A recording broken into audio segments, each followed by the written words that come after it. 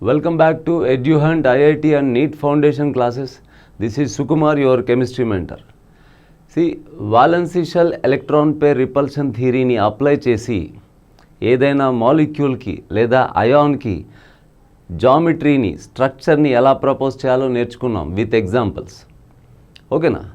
దాంతోపాటు ఒక మాలిక్యూల్ యొక్క జామెట్రీని ఇన్ఫ్లుయెన్స్ చేసే మరో ఫ్యాక్టర్ గురించి కూడా ఈ వీడియోలో మనం మాట్లాడుకుందాం. అదేంటంటే బ్యాక్ బాండింగ్.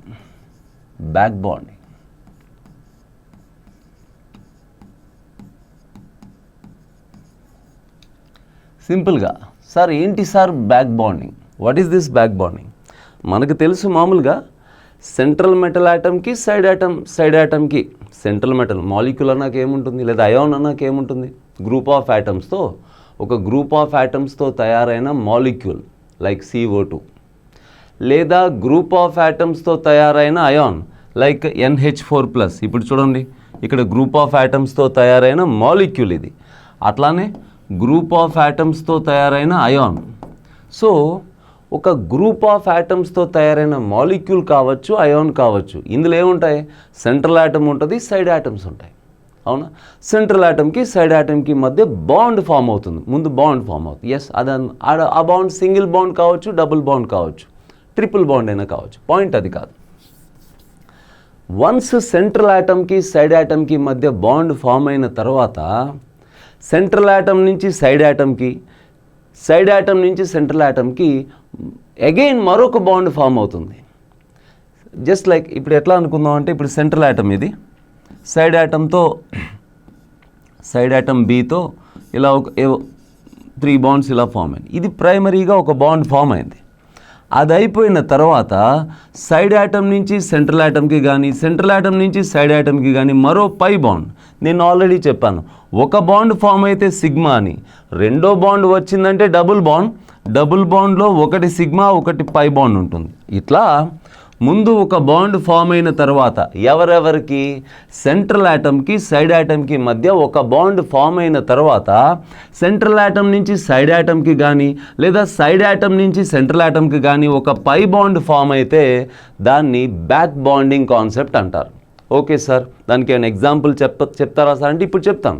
కానీ ఇప్పుడు అదెందుకు మాట్లాడుకుంటున్నాం మనం అంటే, ఇప్పటిదాకా నేను మీకు సెంట్రల్ యాటమ్ చుట్టూ ఎలక్ట్రాన్ పెయిర్స్ ఉంటాయని, ఆ పెయిర్స్ 2 రకాలని, లోన్ పెయిర్స్, బాండ్ పెయిర్స్ అని, ఆ లోన్ పెయిర్స్, బాండ్ పెయిర్స్ మధ్య రిపల్షన్సే జామెట్రీని కానీ షేప్ని కానీ డిసైడ్ చేస్తాయని, బాండ్ యాంగిల్స్ని అదే డిసైడ్ చేస్తాయని మాట్లాడుకున్నాం మనం.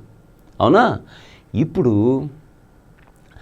ఇన్ కేస్ మనం మాట్లాడుకుంటున్న ఏదైతే ఆ జామెట్రీ షేప్ ఉందో వెస్పర్ థియరీ ప్రకారం ఒకవేళ బ్యాక్ బాండింగ్ ఉంటే, బ్యాక్ బాండింగ్ అనేది ఆ జామెట్రీని ఇన్ఫ్లుయెన్స్ చేస్తుంది.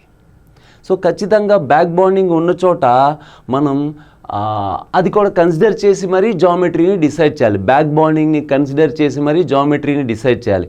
అంతే తప్ప 3 పేర్స్ ఉండగానే ట్రైగోనల్ ప్లానార్, 4 పేర్స్ ఉండగానే టెట్రాహెడ్రల్ అనేసుకోకూడదు. బ్యాక్ బాండింగ్ని కూడా ఒకసారి కన్సిడర్ చేసి ఆలోచించాలి. అయితే బ్యాక్ బాండింగ్ ఉన్న ప్రతిసారి అది జామెట్రీని ఇన్ఫ్లుయెన్స్ చేస్తుందని చెప్పలేము. ఒక ఎగ్జాంపుల్ చెప్తాను చూడండి. For suppose you take the example boron trifluoride, BF3 అనే ఎగ్జాంపుల్ మనం తీసుకుందాం. ఇక్కడ సెంట్రల్ యాటమ్ ఎవరు? Boron. Yes, boron central atom. I hope you know boron outermost shell 2s, outermost shell second shell, it is having 3 electrons in the valency shell, 2s2 2p1. okay na? 1 2 3. And you know very well, thus as a side atom halogen can form only single bond, right? Yes, obviously there is going to be 3 sigma bonds like this. And you know very well, when there is 3 bond pairs, no lone pair here, 3 bond pairs, the geometry is trigonal planar. Of course it is trigonal planar, but you see it carefully. Here the boron is having 2s2 2px1 2py1 2pz1. It is the ground state configuration, let me tell you. That means when you write the configuration for normal boron atom, it is ground state. Now when the boron is going to form bonding, it will get excited. So what will be the excited state configuration? Excite one electron here. See, I have taken wrong. 2s2 2p1 na? So 2s2 2p x1 y0 2p z0 0 అని రాయకూడదు, మామూలు రాస్తున్నాను. నా ఉద్దేశం అందులో electron లేదని. It is the ground state configuration, right? Now ఇది ground state electronic configuration of boron means when the boron is not in bonding with other atoms. ఎవరితోనూ బాండ్ కానప్పుడు ఇలా కాన్ఫిగరేషన్ రాస్తాం కదా, గ్రౌండ్ స్టేట్ కాన్ఫిగరేషన్ అంటాం. కానీ ఇప్పుడు బోరాన్ 3 ఆటమ్స్తో బాండ్ అయ్యేటప్పుడు ఎగ్జైట్ అవుతుంది. అప్పుడు ఏమవుతుంది? ఒక ఎలక్ట్రాన్ ఎగ్జైట్ చేయండి, then you will get 2s1 2p x1 2p y1 2p z0. Okay, now hybridize. One s orbital combines with 2p orbitals to give sp2 hybridization, and how many orbitals you are getting? 3 atomic orbitals intermixes. When 3 atomic orbitals intermixes, you are going to get 3 hybrid orbitals. Yes, we know. Yes, boron with one sp2, another sp2, another sp2. Okay, after the formation of 3 hybrid orbitals, the 3 hybrid orbitals will orient in space. They arrange in space in such a way to have minimum repulsions. ఇదంతా మనం hybridisation టాపిక్లో మాట్లాడుకున్నాం. 3 hybrid orbitals వచ్చాక ఆ 3 hybrid orbitals స్పేస్లో arrange అవుతాయి. ఎలా arrange అయితే వాళ్ళ మధ్య మినిమం రిపల్షన్ ఉంటుందో అలా అరేంజ్ అవుతాయి. 3 అనే కాదు, 4 హైబ్రిడ్ ఆర్బిటల్స్ వచ్చినా 5 వచ్చినా సెంట్రల్ ఆటమ్ హైబ్రిడైజేషన్లో పార్టిసిపేట్ చేసిన తర్వాత ఎన్ని హైబ్రిడ్ ఆర్బిటల్స్ వచ్చినా ఆ హైబ్రిడ్ ఆర్బిటల్స్ స్పేస్లో అరేంజ్ అవ్వాలి. ఎలా అరేంజ్ అవ్వాలి? మినిమం రిపల్షన్ వచ్చేలాగా అరేంజ్ అవ్వాలి. కాబట్టి ఎన్ని ఆర్బిటల్స్ వస్తే ఏది మినిమం రిపల్షన్స్ ఇచ్చే జామెట్రీయో మనం ఆల్రెడీ మాట్లాడేసుకున్నాం ప్రీవియస్ క్లాసెస్లో. అలా మీకు తెలుస్తుంది ఏమని, 3 హైబ్రిడ్ ఆర్బిటల్స్ ఉన్నప్పుడు మినిమం జామెట్రీ ఇదని. ఓకే, ఇలా రాసేస్తాం. సో ఇది sp2, ఇది sp2, ఇది sp2, ఇది sp2. ఆ తర్వాత ఫ్లోరిన్ కాన్ఫిగరేషన్ తెలుసు కదా, 2s2 2p 2p5 కదా. So the last electron p ఆర్బిటల్లో ఉంటుంది. అన్పేడ్ ఫ్లోరిన్లో ఒకటే అన్పేడ్ ఎలక్ట్రాన్. సో ఫ్లోరిన్ యొక్క p ఆర్బిటల్ ఇలా ఓవర్లాప్ అవుతుంది, ఫ్లోరిన్ ఆర్బిటల్. సో ఇది ఫ్లోరిన్ యాటమ్ యొక్క p ఆర్బిటల్ ఇలా ఓవర్లాప్ అవుతుంది. ఓకేనా, ఇదంతా మాట్లాడుకున్నా. కానీ ఇక్కడ ఒక విషయం అర్థం చేసుకోండి. After hybridization this boron atom is having a unhybrid empty orbital. Unhybrid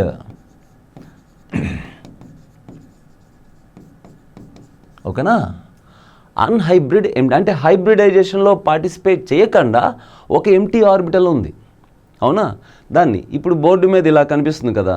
వాస్తవానికి ట్రైగోనల్ ప్లానార్ జామెట్రీ ఇంకా బాగా అర్థం కావడం కోసం అక్కడ రాస్తాను చూడండి. ఇప్పుడు బోరాన్ ఇక్కడ రాస్తాను, ట్రైగోనల్ ప్లానార్ జామెట్రీని. ఇదిగో ఈ 3 బాండ్స్లో ఒక బాండ్ని బోర్డు మీద వేస్తున్నాను, ఒక ఫ్లోరిన్ బాండ్ బోర్డు మీదే రాస్తున్నాను. ఓకే, ట్రైగోనల్ ప్లానార్ మీకు తెలుసు కదా. ఎస్, దీన్ని ఇలా తీసుకోబోతున్నాను. అంటే ఒక బాండ్ బోర్డు నుంచి బయటకు మీ వైపు వస్తుంది, టువర్డ్స్ యూ. దాన్ని ఇలా చూపిస్తున్నాను. ఓకే, అండ్ ఇంకొక బాండ్ బోర్డు నుంచి బయటికి అవే ఫ్రమ్ యూ, అంటే ఈ బోర్డు నుంచి బోర్డు వెనకాలకి వెళ్ళిపోతుంది. దాన్ని పేపర్ మీద ఎలా చూపిద్దాం మనం, ఇట్లా అందాం. సో నా ఉద్దేశం మీకు అర్థమైందా ఏంటి? ఈ బోరాన్ యాటమ్ బోర్డు ప్లేన్లో ఉంది, బోరాన్తో బాండ్ అయిన ఈ బాండ్ కూడా బోర్డు ప్లేన్లోనే ఉంది. కానీ ఈ బాండ్ ఉంది చూసారు, ఈ ఫ్లోరిన్ బోర్డు నుంచి బయటకు వచ్చింది మీ వైపు, టువర్డ్స్ యూ, అది అవే. ఓకేనా, ఎస్. అదంతా ఏంటి, ఇది ఈ బాండ్ ఎవరు ఈ 3 బాండ్స్ ఏ ఓవర్లాప్ వల్ల అంటే చెప్పగలుగుతారు కదా, చెప్పగలుగుతారా లేదా? బోరాన్లోని sp2 హైబ్రిడ్ ఆర్బిటల్ అండ్ ఫ్లోరిన్లోని p ఆర్బిటల్ కదా. sp2 p ఓవర్లాప్ వల్ల వచ్చిన సిగ్మా బాండ్లు ఈ 3, అంతవరకు ఓకే. కానీ మనకు ఒక విషయం ఐడియా ఉండాలి ఏంటంటే, ఫ్లోరిన్ వ్యాలెన్సీ షెల్లో 7 ఎలక్ట్రాన్స్ ఉన్నాయి. కానీ ఆ 7 ఎలక్ట్రాన్స్లో సింగిల్ బాండ్ కోసం 1 ఎలక్ట్రానే కాంట్రిబ్యూట్ చేసాం. అంటే ఇంకా 6 ఎలక్ట్రాన్స్ లోన్ పేర్ రూపంలో ఉన్నాయి ప్రతి ఫ్లోరిన్ దగ్గర. ప్రతి ఫ్లోరిన్ యాటమ్ దగ్గర 6 ఎలక్ట్రాన్ పేర్స్ లోన్ పేర్ రూపంలో ఉన్నాయి. ఎవ్రీ ఫ్లోరిన్ యాటమ్ దగ్గర అదే సిచ్యువేషన్. అలానే బోరాన్ దగ్గర ఒక ఖాళీ ఆర్బిటల్ కూడా ఉంది. మనకి ఇక్కడ ఐడియా ఏముండాలంటే ఒక లోన్ పేర్ కానీ లేకపోతే లోన్ పేరు ఉన్నా అది ఆర్బిటల్లోనే కదా చూపించాలి. So first of all boron దగ్గర ఒక ఖాళీ ఆర్బిటల్ ఉందంటున్నాను. ఆ ఖాళీ ఆర్బిటల్ ఇదిగో ఈ ట్రైగోనల్ ప్లానార్ ప్లేన్ ఉంది కదా, ఈ ట్రైగోనల్ ప్లానార్ ప్లేన్ అంటే బోర్డు మీద ఇలా అనుకోకండి, ఇలా ఉంది. ఈ ప్లేన్కి పర్పెండిక్యులర్గా ఉంటుంది ఆ ఖాళీ ఆర్బిటల్, అదే ఈ 2pz, ఈ 2pz ఆర్బిటల్ ఖాళీగా పర్పెండిక్యులర్గా ఉంది. అర్థం చేసుకోండి. ఎందుకు సార్ పర్పెండిక్యులర్గా ఉండాలి అంటే అర్థం చేసుకోండి. ఈ 3 sp2 ఆర్బిటల్స్ ఎవరెవరు మిక్స్ అయ్యారు? s, px, py మిక్స్ అయ్యాయి. అంటే ఈ 2px 2py అంటే ఈ రెండు కూడా xy ప్లేన్లో ఉన్నాయి. కాబట్టి వాళ్ళందరూ మిక్స్ అయిన తర్వాత ఆ వచ్చే 3 హైబ్రిడ్ ఆర్బిటల్స్ కూడా xy ప్లేన్లోనే ఉంటాయి. సో ఈ మొత్తం ఇది ట్రైగోనల్ ప్లానర్ అన్నాను కదా, అది ఏ ప్లేన్? ఆ ట్రైగోనల్ ప్లానర్ ఉన్న ప్లేన్ ఏ ప్లేన్? xy plane. మరి xy ప్లేన్కి ఆ z అనేది z ఆర్బిటల్ పర్పెండిక్యులర్గానే కదా ఉంటుంది. ఎస్. అండ్ రెండో విషయం, ఫ్లోరిన్, ప్రతి ఫ్లోరిన్ దగ్గర 3 లోన్ పేర్స్ ఉంటాయన్నాను కదా, ఆ లోన్ పేర్ని మోసేది కూడా ఆర్బిటలే కదా, ఏదో ఒక p ఆర్బిటలే కదా. మరి అప్పుడు ఈ ఫ్లోరిన్లో నేను ఒకటి రాస్తున్నాను, ఈ ఫ్లోరిన్లో ఒక pz ఆర్బిటల్ దగ్గర లోన్ పేరు ఉంటుంది అనుకోండి, అవునా? ఇప్పుడు అర్థం చేసుకోండి, ఫ్లోరిన్ దగ్గర ఉన్న ఆ లోన్ పేర్, ఈ ఎంటీ ఆర్బిటల్, ఈ రెండు ఓవర్లాప్ అవుతాయి ఈ ఎలక్ట్రాన్ పేర్ని షేర్ చేసుకోవడానికి. అంటే సింపుల్గా చెప్పుకోవాలంటే, చాలా నార్మల్ లాంగ్వేజ్లో చెప్పుకోవాలంటే, బోరాన్ అవుటర్ మోస్ట్ షెల్లో 3 ఎలక్ట్రాన్లు ఉన్నాయి. ఆ 3 షేర్ చేసుకున్నా సరే 1 2 3 4 5 6 అంటూ ఆక్టెక్ట్ రాలేదు, సెక్స్టెట్ వచ్చింది. అంటే ఇంకా 2 ఎలక్ట్రాన్స్ తక్కువ ఉన్నాయి ఆక్టెక్ట్ కంప్లీట్ అవ్వడానికి. ఆ విధంగా చూస్తే ఇది ఎలక్ట్రాన్ డెఫిషియెంట్ స్పీసీస్ అంటాం, ఎలక్ట్రాన్ డెఫిషియెంట్ స్పీసీస్. అంటే ఇక్కడ సెంట్రల్ యాటమ్కేమో ఎలక్ట్రాన్ పేర్ అవసరం ఉంది, సైడ్ యాటమ్ ఏమో ఎలక్ట్రాన్ పేర్లను మోస్తుంది, అంటే ఎక్స్ట్రా ఎలక్ట్రాన్ లోన్ పేర్స్ ఉన్నాయి. సెంట్రల్ యాటమ్కి ఎలక్ట్రాన్ పేర్ కావాలి, సైడ్ యాటమ్ దగ్గర లోన్ పేర్స్ ఉన్నాయి. అలాంటప్పుడు చక్కగా సైడ్ యాటమ్ నుంచి సెంట్రల్ యాటమ్కి డొనేషన్ జరుగుతుంది, సైడ్ యాటమ్ నుంచి సెంట్రల్ యాటమ్కి డొనేషన్ జరుగుతుంది. అర్థమైందా? ఆ డొనేషన్ ఒకసారి ఇక్కడి నుంచి, రెండోసారి ఇక్కడి నుంచి, మూడోసారి ఇక్కడి నుంచి అంటూ నేను 3 రెజొనెన్స్ స్ట్రక్చర్స్ వేయొచ్చు. వాటిని కెనానికల్ స్ట్రక్చర్స్ అనవచ్చు. అంటే ఒకసారి ఈ లోన్ పేర్ని డొనేట్ చేసి ఒక స్ట్రక్చర్, రెండోసారి ఇక్కడి నుంచి, మూడోసారి ఇక్కడి నుంచి, అలా మొత్తం 3 పేర్స్ని మనం డొనేట్ చేయొచ్చు. ఓకేనా? అదే దాన్నే బ్యాక్ బాండింగ్ అన్నాను. ఏంటి? సెంట్రల్ యాటమ్ నుంచి సైడ్ యాటమ్కి కానీ, సైడ్ యాటమ్ నుంచి సెంట్రల్ యాటమ్కి కానీ మామూలు బాండ్ ఫామ్ అయ్యాక, బాండ్ ఫామ్ అయిపోయిన తర్వాత సెంట్రల్ యాటమ్ నుంచి సైడ్ యాటమ్కి కానీ, సైడ్ యాటమ్ నుంచి సెంట్రల్ యాటమ్కి కానీ పై బాండ్ ఫామ్ అయితే దాన్ని మనం బ్యాక్ బాండింగ్గా చెప్పుకోవచ్చు. ఓకేనా? అయితే బ్యాక్ బాండింగ్ వల్ల ప్రతిసారి ఐడియల్ జామెట్రీ నుంచి డీవియేషన్ వస్తుందని అనుకోనక్కర్లేదు. ఇప్పుడు ఇది చూడండి, నార్మల్గా ఇది ట్రైగోనల్ ప్లానార్, బ్యాక్ బాండింగ్ తర్వాత కూడా ట్రైగోనల్ ప్లానారే, బ్యాక్ బాండింగ్ తర్వాత కూడా ట్రైగోనల్ ప్లానారే. సో సింపుల్గా అర్థం చేసుకోండి. ఒక రకంగా సెంట్రల్ యాటమ్ దగ్గర ఇక్కడ ఎలక్ట్రాన్ డెఫిషియన్సీ ఉంది, సైడ్ యాటమ్ దగ్గర లోన్ పేర్స్ ఉన్నాయి, డొనేషన్ జరిగింది. కొన్ని ఎగ్జాంపుల్స్లో సెంట్రల్ యాటమ్ దగ్గర లోన్ పేరు ఉంటుంది, సైడ్ యాటమ్కి అవసరం ఉంటుంది, సైడ్ యాటమ్ దగ్గర ఖాళీ ఆర్బిటల్ ఉంటుంది. అప్పుడు డొనేషన్ అనేది సెంట్రల్ యాటమ్ నుంచి సైడ్ యాటమ్కి జరుగుతుంది. ఆ ఎగ్జాంపుల్ కూడా నేను చెప్తాను. అయితే ఇది BF3 కదా. ఇన్ కేస్ బోరాన్ ట్రైక్లోరైడ్ తీసుకున్నాను అనుకోండి, బోరాన్ ట్రైక్లోరైడ్ తీసుకున్నాం అనుకోండి, బోరాన్ ట్రైఫ్లోరైడ్లో జరిగినంత బ్యాక్ డొనేషన్ మరి ఇక్కడ కూడా అదే జరగాలి కదా, ఇక్కడ కూడా అదే డొనేషన్ జరగాలి కదా. ఇక్కడ జరిగినంతగా ఇక్కడ జరగదు. కారణం ఏంటంటే మనం చెప్పేలా ఉండాలి, నాన్న ఇది పై బాండ్, ఈ బ్యాక్ డొనేషన్ పై బాండ్, కానీ పై బాండ్లో సైడ్ వైజ్ ఓవర్లాప్ అవుతుంది ఎవరు? బోరాన్లోని 2p, ఫ్లోరిన్లోని 2p. మొత్తం మీద ఇది PP మధ్య వచ్చిన పై బాండ్, p ఆర్బిటల్ మధ్య పై బాండ్ జరిగినంతగా ఇక్కడ చూడండి, బోరాన్లోని 2p, కానీ chlorine outermost shell third shell, కాబట్టి క్లోరిన్లోని 3p. ఇక్కడ 3pకి 4pకి మధ్య పై బాండ్. సో ఎప్పుడైతే ఆ 2 షెల్స్ మధ్య డిఫరెన్స్ పెరిగిపోతుందో, అంతేనా? మీరు జాగ్రత్తగా చూడండి. జస్ట్ లైక్ నేను ఇలా అంటాను ఇది చూపుడు వేలు, వీళ్ళిద్దరి మధ్య సైడ్ వైజ్ ఓవర్లాప్ జరిగినంతగా ఈ చూపుడు వేలుకి మిడిల్ ఫింగర్కి మధ్య అంత బాగా ఓవర్లాప్ ఉండదని అది నా ఉద్దేశం. అంటే ఇప్పుడు ఫర్ ఎగ్జాంపుల్ ఇది 2p రెండు సెకండ్ షెల్లే, సైడ్ వైజ్ ఓవర్లాప్ బాగా జరుగుతుంది, పై బాండ్ బాగా ఫామ్ అవుతుంది. కానీ ఇది 2p, ఇది 3p అనుకోండి, సైడ్ వైజ్ ఓవర్లాప్ అంత బాగా జరగదన్నమాట. సో కాబట్టి BF3లో జరిగినంతగా BCl3లో జరగదు, BCl3లో జరిగినంతగా BBr3లో జరగదు, అదనమాట. సరే, ఇది మన కాన్సెప్ట్. ఇప్పుడు బ్యాక్ బాండింగ్లో డీప్గా వెళ్ళడం కాదు, ఈ వీడియోలో మనం చెప్పాలనుకుంటుంది ఏంటంటే how the back bonding concept is going to influence the geometry of the molecule, for which we determine the geometry based on Vesper theory already. మనం ఆ మాలిక్యూల్కి జామెట్రీని వెస్పర్ థియరీని బేస్ చేసుకుని ఆల్రెడీ డిటర్మైన్ చేస్తాం. కానీ అక్కడ బ్యాక్ బాండింగ్ని కన్సిడర్ చేయకపోతే పొరపాటు జరిగే అవకాశం ఉంది. ఎట్లాగా? ఇక్కడ లేదు, ఎందుకని ఇక్కడ బ్యాక్ బాండింగ్ ఉంది. బ్యాక్ బాండింగ్ నువ్వు కన్సిడర్ చేసినా చేయకపోయినా trigonal planar geometry అవుతుంది. I am taking next page. See, for suppose I will take 2 examples like trimethylamine CH3 triCN lone pair. Okay, trimethylamine, how the structure is going to be? See, nitrogen is the central atom. It is going to be having 5 in the valency shell of nitrogen. There is how many electrons? 5 electrons. Yes, there is 3 methyl groups CH3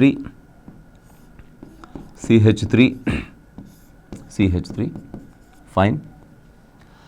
And see, nitrogen outermost shell is a second shell, okay, 2s2 2p3, and it is having 5 electrons, 1 2 3 4 5. Among the 5 electrons, 3 electron contributed for bonding. So total, what is the total number of valence electrons? You count the bond pairs, 1 2 3 4 5 6 7 8, octet completed. Okay, now there is no vacant orbital in the side atom or central atom, because the central atom configuration is 2s2 2p3, side atom configuration is 2s2 2p2, carbon configuration. Both have shared some electrons with the carbon has shared some bonds with hydrogen and nitrogen, so that both have completed octet. So central atom or side atom, no one is having a empty orbital. Of course, central atom is having lone pair, but side atom is not having empty orbital. Central atom is having lone pair, but side atom is not having no empty orbital at side atom. So there is no chance for no back bonding.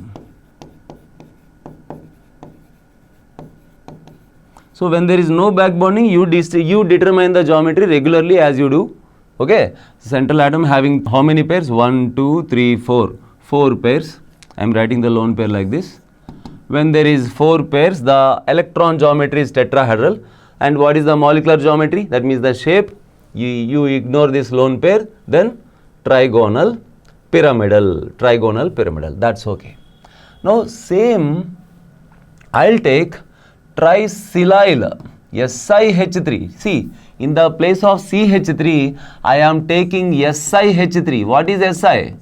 Si means silicon. Carbon below carbon atom in the same family you will find silicon. Okay, SiH3 thrice N dot. That means this is trimethylamine. That is a tricylylamine. Tricylylamine.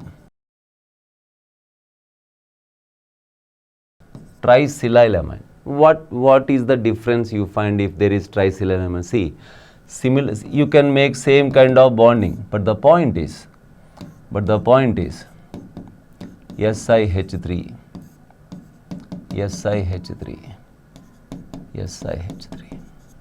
See, here central atom is having lone pair. If you apply only Vesper theory and if you ignore the back bonding, you will propose same trigonal pyramidal structure to it, na? Why? Because no difference. In the place of carbon, you put the element from the same family, silicon. What is the difference? If it is trigonal pyramidal, then that is also supposed to be trigonal pyramid, but actually it is trigonal planar. Why?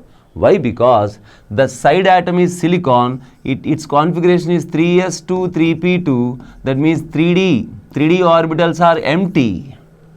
When the side atom is having empty 3d orbitals, empty d orbitals, then there is a chance for back bonding from the central atom to the side atom. That means that is the pi bond. So when there is a chance for pi bond, all the atoms involved in sidewise overlap should be on the same plane. So if in one structure this central atom lone pair is shared with this side atom, and in the another resonance structure this central atom shares with this one, so what happens? For this back bonding concept, or for this back bonding purpose, all the atoms has to be in the same plane. So here SiH3, all the side atoms